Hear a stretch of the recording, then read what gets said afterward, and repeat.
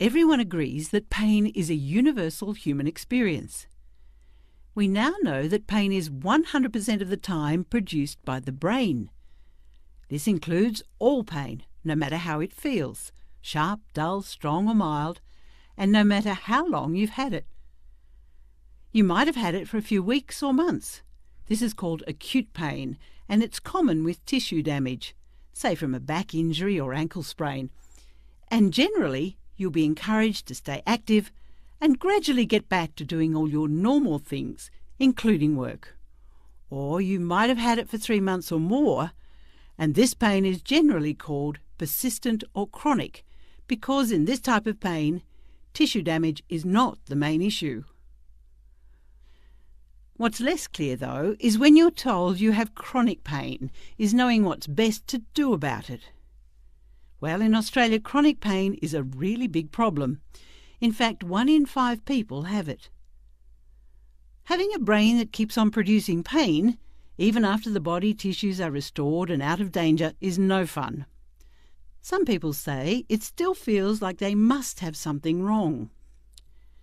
But that's just it. Once anything dangerous is ruled out, health professionals can explain that most things in the body are healed, as well as they can be by 3 to 6 months. So ongoing pain being produced by the brain is less about structural changes in the body and more about the sensitivity of the nervous system. In other words, it's more complex. So to try and figure out what's going on, you need to retrain the brain and nervous system. To do this, it's helpful to look at all the things that affect the nervous system and may be contributing to your individual pain experience. What can help is to look at persistent pain from a broad perspective, and by using a structured approach and a plan, it's less likely that anything important will be missed. Let's start with the medical side. Firstly, taking medication can help, but only to a limited extent. It is the more active approaches that are necessary to retrain the brain. So using medications to get going is okay, and then mostly they can be tapered and ceased.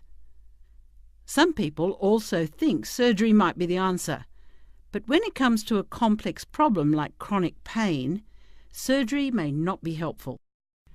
So if you're thinking of surgery, it's best to get a second opinion and remember to consider all the things. Next, it is helpful to consider how your thoughts and emotions are affecting your nervous system. Pain really impacts on people's lives, and this can have a big effect on your mood and stress levels. All those thoughts and beliefs are brain impulses too, but you can learn ways to reduce stress and wind down the nervous system. This helps with emotional well-being and can reduce pain as well. The third area to consider is the role of diet and lifestyle. Now, it turns out that our modern lifestyle might not be so good for us. In fact, what we eat and how we live may really be contributing to a sensitized nervous system.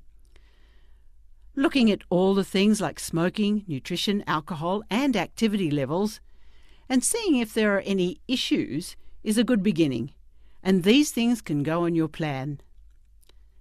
Then there's often enormous value in exploring the deeper meaning of pain and the surrounding personal story. By stepping back and looking at all the things that were happening around the time the pain developed, many people with pain can make useful links between a worrying period of life and a worsening pain picture. For many, recognizing deeper emotions can be part of the healing process. Last, but by no means least, is physical activity and function. From the brain's perspective, getting moving at comfortable levels without fear and where the brain does not protect by pain is best, and you'll gradually restore your body's tissues.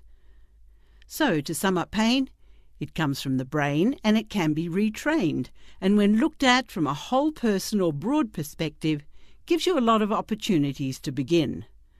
So, get a helping hand if you need it, set a goal, and begin.